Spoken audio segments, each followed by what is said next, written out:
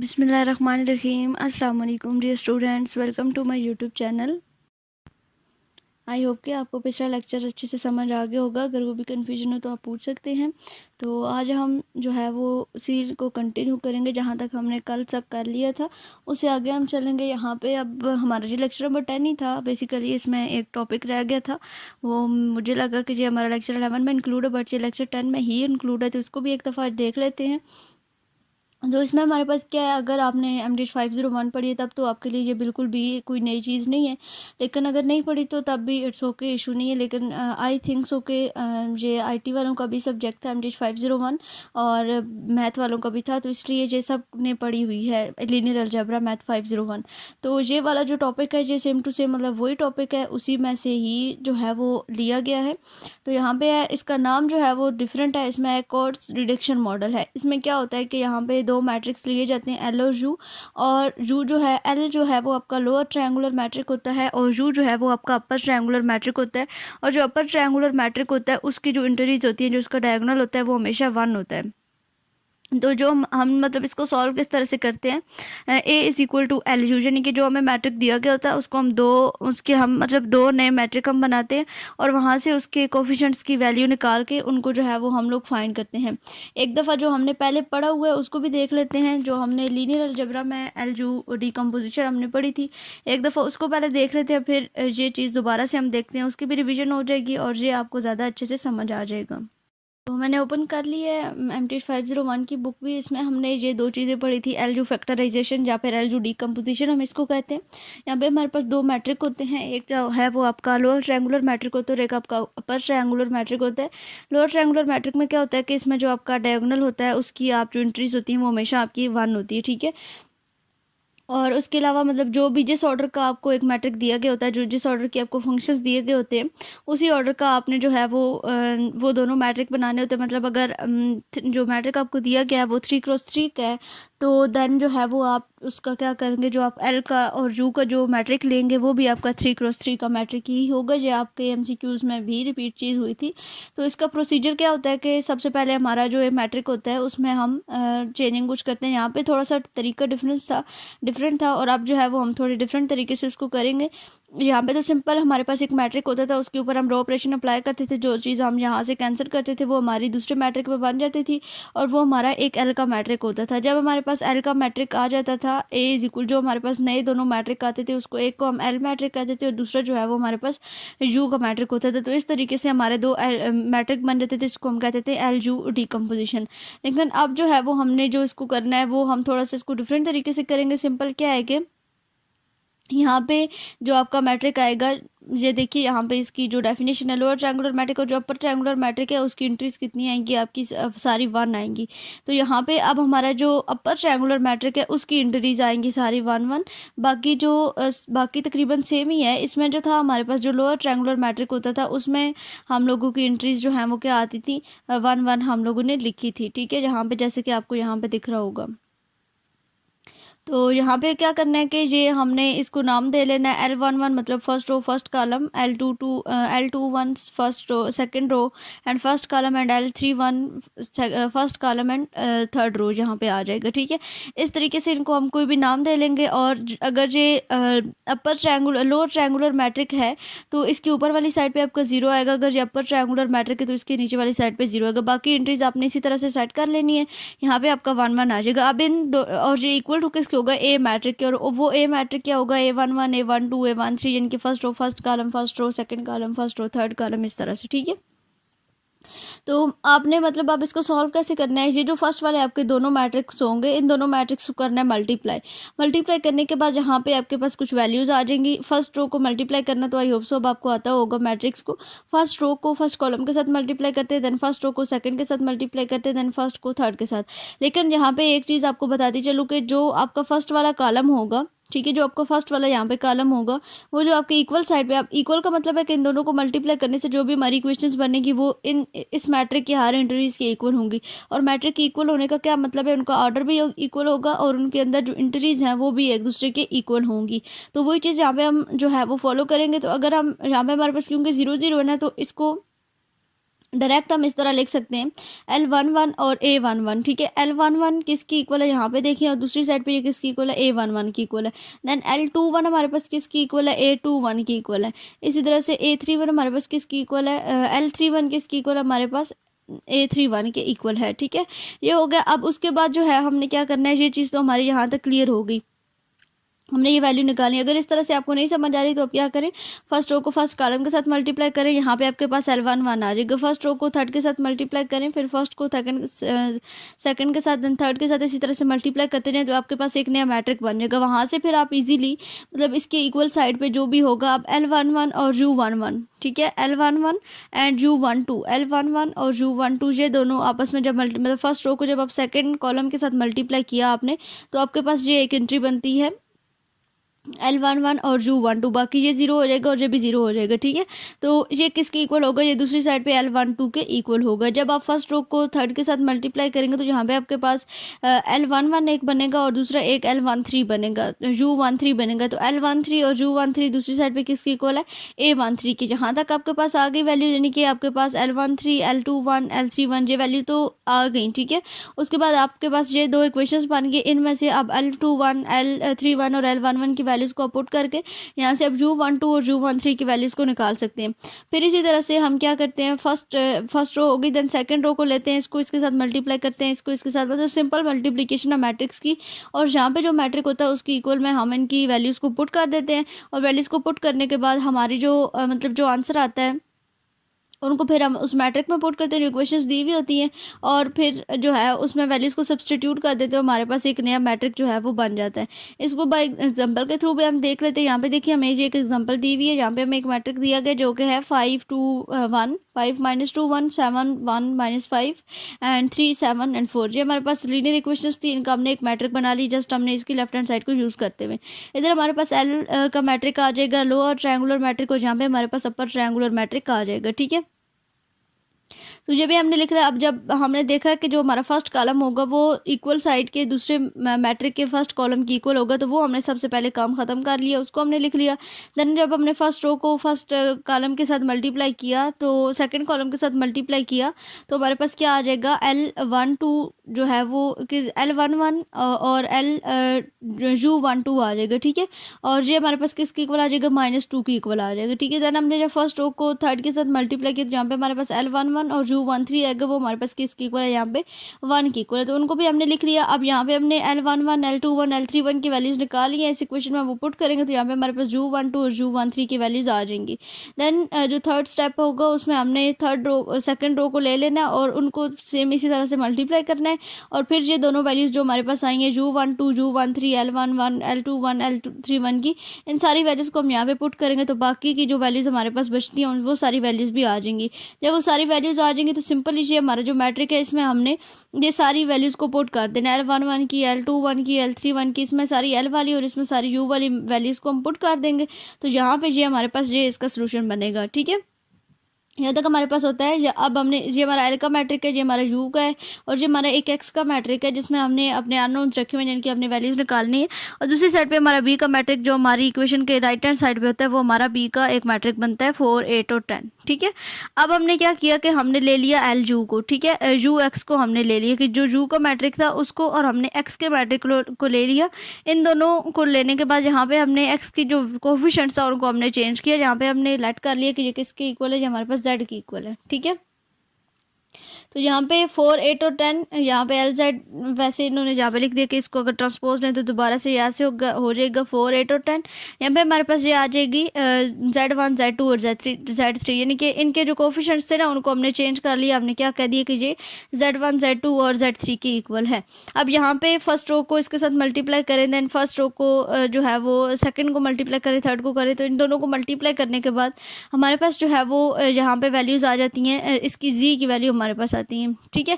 जब जी की वैल्यूज़ आ जाती हैं तो जो हमारे पास ये इक्वेशंस होती हैं ना, ये जो इक्वेशन हमें दी गई हैं, इन इक्वेशंस में हम जो है वो वैल्यू को बैकवर्ड सब्सटीट्यूट करते जाते हैं, यानी कि फर्ज करें कि यहाँ पे आपके पास x3 की वैल्यू निकलती है, तो आप बैकवर्ड जो है वो चलते हैं, z की वैल्यू को पुट करते जाते हैं, तो आपके पास x2 x1 और x3 की वैल्यू जो है वो निकलती रहती हैं। यहाँ पे थोड़ा सा आपको लग रहा होगा कि ये कैसे निकला है। यहाँ पे आगे हम चलते हैं, अगली जो एग्जाम्पल है उसमें जो है वो इसी तरह से इसको सॉल्व किया गया है।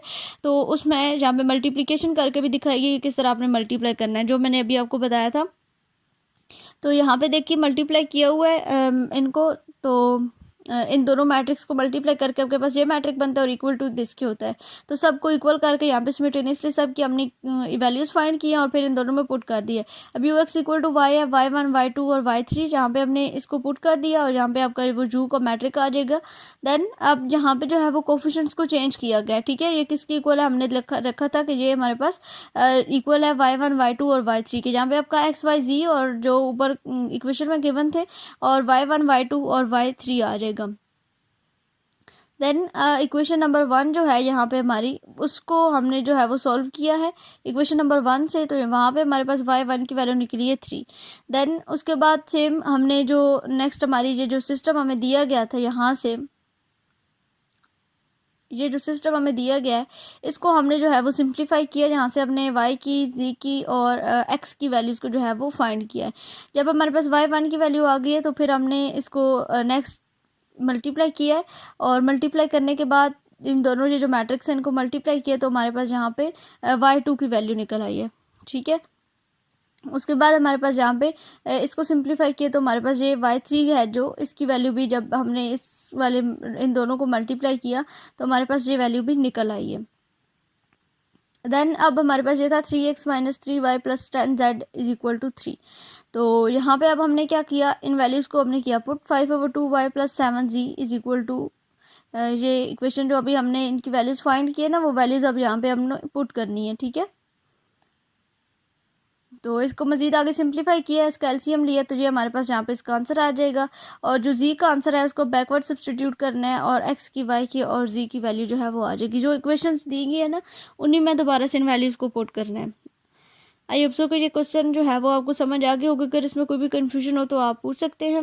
नेक्स्ट हमारा है जैकोबीज मेथड है, ये भी हमने ऑलरेडी पढ़ लिया, डिस्कस कर लिया। जैकोबीज मेथड को भी MT 501 में उसी वही कंसेप्ट है, इसमें कोई भी मतलब चेंजिंग नहीं आएंगी, वही इटरेशंस आपने इसकी फाइंड करनी है। आपको मैं एग्जांपल डायरेक्ट बताती हूँ, बाकी जो इसमें इंपॉर्टेंट पार्ट्स थे वो मैंने आपको ऑलरेडी करवा दी हैं। इसमें सबसे पहले हमने क्या करना होता है कि यहाँ पे जो इक्वेशंस होती हैं उनको रीअरेंज करना होता है। फर्स्ट वाली में से x को साइड पे, देन y को और z को, तीनों कोफिशिएंट्स को हमने साइड पे करना होता है। देन इसकी इटरेशन, और जो फर्स्ट वाला हमारा स्टार्टिंग इनिशियल सॉल्यूशन इसका होता है उसमें हमने 0 0 पुट करना होता है।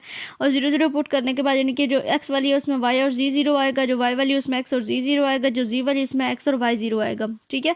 इन दोनों को पुट करने के बाद आपके पास ये पॉइंट में इसके आंसर लिख दिए, इनके 95 को 83 पे डिवाइड कर दी तो ये आ गया, 104 को इस पे डिवाइड किया तो ये आ गया, और 71 को 29 पे डिवाइड किया तो आपके पास ये आंसर इसका आ जाएगा।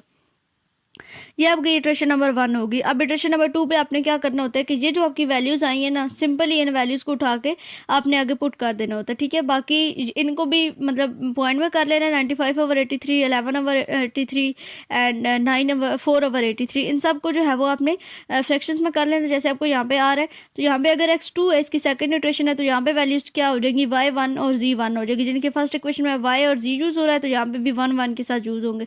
सेकंड y है, y2 है, तो बाकी इसकी इसी को फ्रैक्शंस में चेंज किया तो यहाँ पे x1 और y1 हो, z1 हो जाएगी। यहाँ पे z2 होगा तो x1 और y1 हो जाएगा। सिंपली ये वाली जो वैल्यूज निकली है उनको हमने यहाँ पे मल्टीप्लाई करना है, तो हमारे पास ये आंसर आ जाएगा। ये y1 की और z1 की ये जो पर निकलती है ना हमारी आंसर निकलता है, इसको हमने यहाँ पे मल्टीप्लाई करना है, प्लस माइनस उनको करना है, तो ये हमारा यहाँ पे आंसर आ जाता है। फिर सेम इसी तरीके से हम इसको अप टू सोन जितनी टर्म्स हमें चाहिए होते हैं उतना कर सकते हैं। ये आगे एग्जांपल है, इसमें देखिए इसमें इन्होंने ऐसे ही किया है। सबसे पहले x1 की, y1 और z1 तीनों की वैल्यूज़ को अलग से कर लिया है।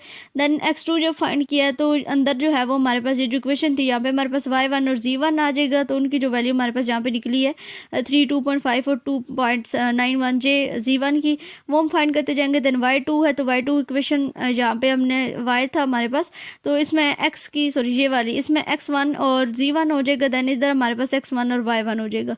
सिंपली वही वैल्यूज पुट करनी है और अप टू सोन ये हमारा चलता रहता है। इसमें कोई फार्मूला वगैरह याद नहीं करना, इसमें बस इसका मेथड याद रखना है कि हमने जो है वो जो हमने पिछली इटरेशन में निकाली हुई वैल्यूज़ होती हैं उनको ही हम आगे जो है वो यूज़ करते हैं, और अप टू जितनी टर्म तक इटरेशन हमने फाइंड करनी है वो हम कर सकते हैं।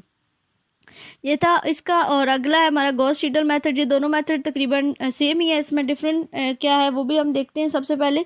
बाकी जो है वो इसका ऑब्जेक्टिव मैंने ऑलरेडी आपको बता दिया हुआ है। तो इसमें क्या है कि यहाँ पे अब हमने एक्स की और मतलब पहले सबसे जो फर्स्ट स्टेप है वो तो सेम ही है दोनों का, कि हमने क्या करना है, इसको एक्स की वाई की जो भी कोफिशिएंट्स यहाँ पे दिए जाएंगे उनको वन साइड पे करके बाकी को हमने दूसरी साइड पे ले जाना है, और ये फ्रैक्शन में चेंज हो जाएगा। जब यहाँ पे देखिए ना 4x1 है तो 4 जो है वो इसके साथ डिवाइड होगा 2 के साथ भी, और ये दोनों भी दूसरी साइड पे जाएंगे तो इनके साथ भी 4 डिवाइड होगा, तो 1/4 जो है वो यहाँ पे 2.05 आ जाएगा, और 2/4 जो है वो आपके पास यहाँ पे क्या आ जाएगा 0.5 आ जाएगा। ठीक है, इस तरह से हो जाएगा। और उसके बाद आगे अगर आप देखें तो इसी तरह का नेक्स्ट जो इसका स्टेप है,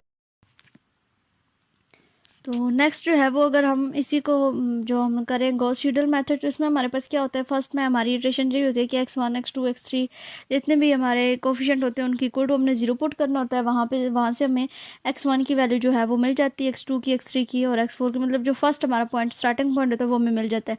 देन जब हमने x2 फाइंड करना है तो देन सिंपल यहाँ पे अब जो वैल्यूज़ हमारे पास निकलती है ना, यहाँ पे उन वैल्यूज़ को हमने यूज़ करना होता है। x2 की वैल्यू जो निकलेगी वो हमने यहाँ पे यूज़ कर देनी है। यहाँ पे हमारे पास क्या होगा, x जब 2 होगा तो इधर फिर हमारे पास x1 यूज़ होगा इसकी इटरेशंस में। ठीक है, तो यहाँ पे हमारे पास x1 की वैल्यू क्या निकली 0.5 निकली है, और प्लस आपके पास क्या आ जाएगा x3 और x4 आपके पास क्या निकला है 0 निकला है, तो वो आपने यहाँ पे 0 पुट कर देना है। तो ये हमारे पास आ जाएगा, ये आपका बन जाएगी इसकी सेकंड इटरेशन। जब इसकी आप थर्ड इटरेशन पे मतलब इसी की थर्ड इक्वेशन के ऊपर आप जाएंगे तो देन आपके पास यहाँ पे 0.25 इंटू इस इक्वेशन में क्या है आपके पास यूज़ हो रहा है x1 यूज़ हो रहा है, तो x1 की आपकी वैल्यू क्या निकली थी 0.5, उसको आपने कर लिया, प्लस आपका यूज़ हो रहा है जी यहाँ पे x4, तो उसकी जगह पे आपका 0 पुट हो जाएगा। सिंपल मतलब सिर्फ डिफरेंस क्या है कि जहाँ पे जो आपकी x1 की इटरेशन थी ना, जब वो x2 में जाएगी तो यहाँ पे आपके पास x मतलब आपने चेंज कुछ भी नहीं करना, इन इक्वेशंस को नहीं चेंज करना जैसे हमने पिछले मेथड में किया है कि इक्वेशंस को हम चेंज करने के, अगर x2 यूज रहा है तो अंदर y1 और z1 यूज होगा। यहाँ पे जो दिया हुआ है ना उन्हीं की वैल्यूज को जो हमने फर्स्ट स्टेप में 0 पुट करने से जो हमारे पास वैल्यू निकली है उन्हीं वैल्यूज को बस सिंपली आगे इन्हीं में पुट करते जाना है, आपके पास इक्वेशंस निकलती रहेंगी। जब हम इसके ऊपर आए x3 वाली इक्वेशन के ऊपर आए तो x1 की और x4 की वैल्यू को हमने पुट किया, जब हमने x4 के ऊपर आए तो हमने x2 की और x3 की वैल्यू को पुट किया। ये इसकी एक दफ़ा की फर्स्ट इटरेशन हो गई। देन जब आप सेकंड पे जाएंगे तो आपके पास x2 और x3 यूज़ होगा। ठीक है, x1 इज इक्वल टू देखिए 0.25 x2 प्लस 0.25 x3, तो अब यहाँ पे आपकी x2 की ये वैल्यू निकली है और x3 की आपकी क्या वैल्यू निकली, ये वैल्यू निकली है। तो अब आपका जो नेक्स्ट स्टेप होगा उसमें आप x2 की और x3 की इन वैल्यूज़ को यूज़ करेंगे। ठीक है, जब आप आगे जाएंगे x3 पे तो फिर जो उसकी x1 की और x4 की वैल्यू दोबारा से निकली हुई होंगी वो वैल्यूज़ आपने यूज़ करनी है, और इस तरह से ये आपका क्वेश्चन जो है वो सॉल्व हो जाएगा। यहाँ पे देख लें, यहाँ पे ये एग्जाम्पल जो है वो डिटेल से बताई गई है, इसको आप एक दफ़ा देख लें।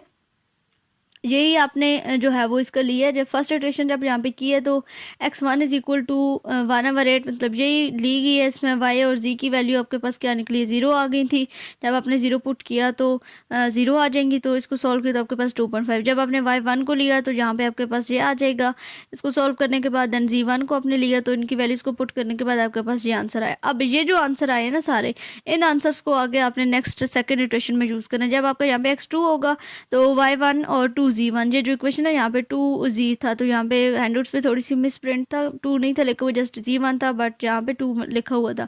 तो अब आपने जो y1 की वैल्यू यूज़ करनी है और इसकी z1 की वैल्यू यूज़ करनी है, वो ये वाली वैल्यू यूज़ होंगी। y1 की आपकी ये वैल्यू आई थी, देखिए ये यहाँ पे ये वाली यूज़ हो रही है, z की आपकी ये वैल्यू आई है तो यहाँ पे आपकी z वाली ये वैल्यू यूज़ हो रही है। ठीक है, अब इसको प्लस माइनस करके आप इसका आंसर जो है वो लिख सकते हैं। बाकी फिर सेम इसी तरीके से इन्हीं वैल्यूज़ को यूज़ करते जाना, जितनी इटरेशंस होंगी वो आपने फाइंड कर लेनी। ये आपका है गॉस सीडल मेथड। उसके बाद हमारा आता है जी रिलेक्शन मेथड। ये इसमें जो है वो मैं इसके लिए आपको जो है जो इसका ऑब्जेक्टिव के लिहाज से इम्पोर्टेंट है वो चीज़ तो मैं आपको ऑलरेडी बता चुकी हूँ। और इसके सब्जेक्टिव के लिए इसमें से पेपर जो है वो इतना ज़्यादा नहीं आता, लेकिन अगर आप इस मेथड को समझना चाहते हैं तो मैं अपने वीडियो के डिस्क्रिप्शन में एक लेक्चर का आपको लिंक दे दूँगी। आप काइंडली वो लेक्चर देख लीजिएगा, क्योंकि यहाँ पे हैंड आउट से आपको ये समझ नहीं आने वाली, क्योंकि काफ़ी इसमें आगे पीछे लिखा हुआ है और काफ़ी मतलब डिफ़िकल्ट तरीके से लिखा हुआ, तो आप वहाँ से एक दफ़ा उसको देख लीजिएगा। इंशाल्लाह आपको जो है वो क्लियरली इस चीज़ की समझ आ जाएगी। ठीक है, मतलब इसका मेथड मैं आपको बता दूंगी, लिंक दे दूंगी, उस लिंक को आपने लाजमी देखना है। लेक्चर नंबर 15 में आपके पास मैट्रिक इन्वर्जन है। इसमें जो है वो इन्वर्स लेना है मैट्रिक का डिफरेंट तरीक़ों से, Gauss elimination method, Gauss Jordan method, दो मेथड से आप मैट्रिक का इन्वर्स लेते हैं। जो आपको सिस्टम दिया गया होगा उसमें आपने साथ में एक आइडेंटिटी मैट्रिक जो है वो उसमें लेना है, फिर उसके ऊपर रो ऑपरेशन करते जाना है, और जो आपने मैट्रिक दिया हुआ होगा उस मैट्रिक को अपने आइडेंटिटी मैट्रिक बना देना है, और जो वैल्यूज़ आपके आइडेंटिटी मैट्रिक की जगह पे आएंगी वो आपका इस मैट्रिक का इन्वर्स होगा। ठीक है, आई होप सो कि आप रो ऑपरेशन करवाने की ज़रूरत नहीं है, वो आपको आता होगा। अगर नहीं आता तो आप मुझे व्हाट्सअप कर सकते हैं, मेल कर सकते हैं। इंशाल्लाह अगर आपको नहीं आता होगा तो मैं आपको वहाँ पे समझा दूंगी। ठीक है, इसमें बस ये रो ऑपरेशन और ये एक डिफरेंट तरीके से यहाँ पे हुआ है, इसको बेशक आप स्किप कर दें, आप सिंपल इसी तरीके से करें।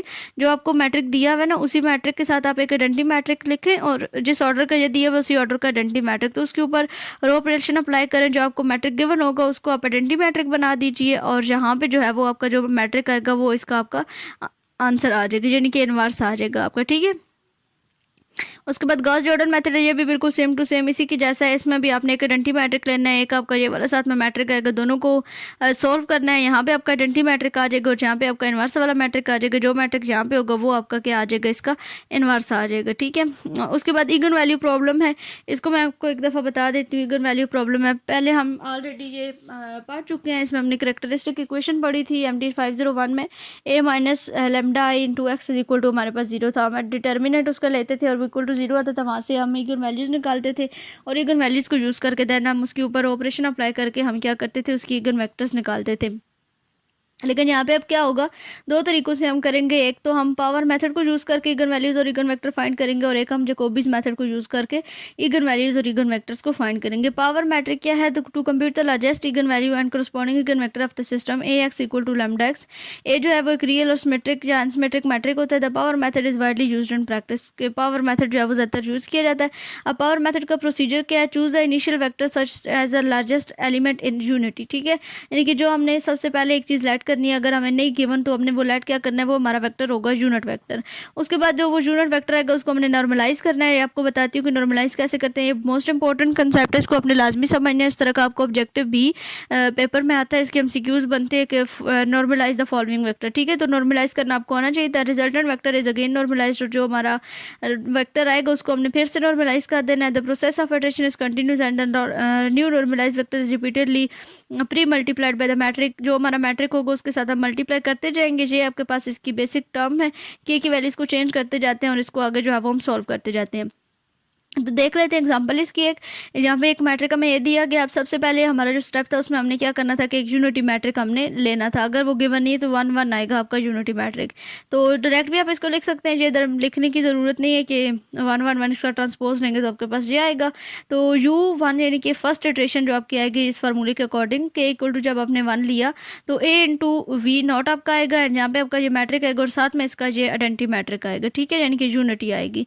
तो इन दोनों को मल्टीप्लाई करने, इस रो को इसके साथ मल्टीप्लाई करें, देन इसको इसके साथ करें और इसको इसके साथ करें, तो ये आपके पास इसका आंसर आ जाएगा। देन अब आपने क्या करना होता है कि ये जो आपका आंसर है इसको आपने करना है नॉर्मलाइज। अब बेसिक चीज़ है यहाँ पे।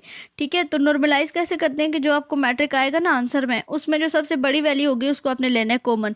तो जब किसी भी वैल्यू को कॉमन लेते हैं एक मैट्रिक से या एक सेट से, तो अगर बाकी दोनों में वो ना हो तो उनके नीचे वो डिवाइड हो जाती है। ठीक है, किसी इक्वेशन से लें या कहीं से भी लें तो उनके नीचे डिवाइड। तो 14 को यहाँ पे हमारी सबसे बड़ी वैल्यू क्या थी, 14 थी। 14 को हमने ले लिया कॉमन, और 7 के नीचे भी 14 डिवाइड हो जाएगा, 12 के नीचे भी 14 डिवाइड होगी। बाकी फिर ये दोनों काट जाएंगे 2 के टेबल पे, तो फिर इसका आंसर आ जाएगा 1/2 एंड 6/4। तो यहाँ पे 14 इंटू 1/2 6/4 एंड Q1। अब ये जो आंसर हमारा आया है इसको हमने दोबारा से इस मैट्रिक के साथ मल्टीप्लाई करना है, जो मैट्रिक हमें दिया गया होगा। फिर वहाँ से एक मैट्रिक निकलेगा एक नया, उसको नॉर्मलाइज करना है। इसकी जो सबसे बड़ी वैल्यू होगी, ये लास्ट वाली वैल्यू इसकी सबसे बड़ी है, अगर इसको हम पॉइंट में कर लें लास्ट वाली बड़ी है, उसको हमने ले लिया कॉमन। बाकियों के नीचे वो क्या हो जाएगा, डिवाइड हो जाएगा। और फिर यहाँ से जो आंसर आएगा उसको फिर हमने ए मैट्रिक के साथ मल्टीप्लाई कर देना है। फिर वहाँ से जो मैट्रिक निकलेगा उसको अगेन से नॉर्मलाइज करना है। और जितनी इटरेशंस आपको कहीं भी होंगी ना, जैसे कि यहाँ पे था कि 5 इटरेशंस निकालें, तो एट द एंड जो है वो आखिर पे आप क्या करते हैं, जो आपकी लास्ट वाली दोनों होती है उनको आप करते हैं कंपेयर। उनमें से जो बड़ी वैल्यू होती है लैम्डा, वो आपकी होती है ईगन वैल्यू, और जो बड़ा वेक्टर होता है दोनों में से वो आपका क्या होता है, ईगन वेक्टर होता है।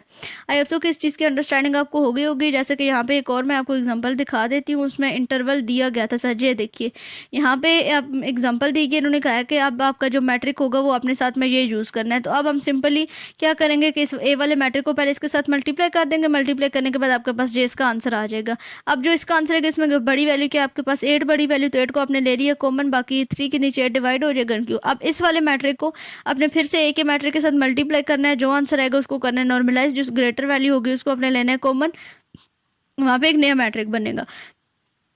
उस मैट्रिक को फिर ऐसे मल्टीप्लाई करना है। मल्टीप्लाई करने के बाद जो बड़ी वैल्यू होगी उसको कॉमन ले लेना है, और बाकी जो है वो पीछे आपके पास उसका आंसर आ जाएगा। जितनी भी इटरेशंस आपको कहीं गई होंगी वहाँ से आपने इसकी इटरेशंस निकाल लेनी है। और आई होप सो कि ये लेक्चर आपको अच्छे तरीके से समझ आ गया होगा। अगर कोई भी कन्फ्यूजन हो या कोई भी चीज़ आपको समझ ना आई हो तो पूछ सकते हैं। ये हमारे 15 लेक्चर्स क्लियर होते हैं आज। तो इन 15 लेक्चर्स में कोई भी आपको कन्फ्यूजन हो या कोई भी चीज़ आपको समझ ना आ रही हो तो आप कमेंट बॉक्स में पूछ सकते हैं। आप व्हाट्सएप ग्रुप ज्वाइन कर सकते हैं। इसके अलावा व्हाट्सएप यूज़र अगर आप नहीं है तो मुझे मेल कर सकते हैं। अगर मेल पे रिप्लाई ना मिले तो मेल के साथ एक चैट का ऑप्शन होता है, उसमें आप मुझे मैसेज कर सकते हैं। इंशाल्लाह मैं आपको रिप्लाई देने की पूरी कोशिश करूँगी। तो मिलते हैं अपने अगले लेक्चर में, तब तक के लिए अल्लाह हाफिज़।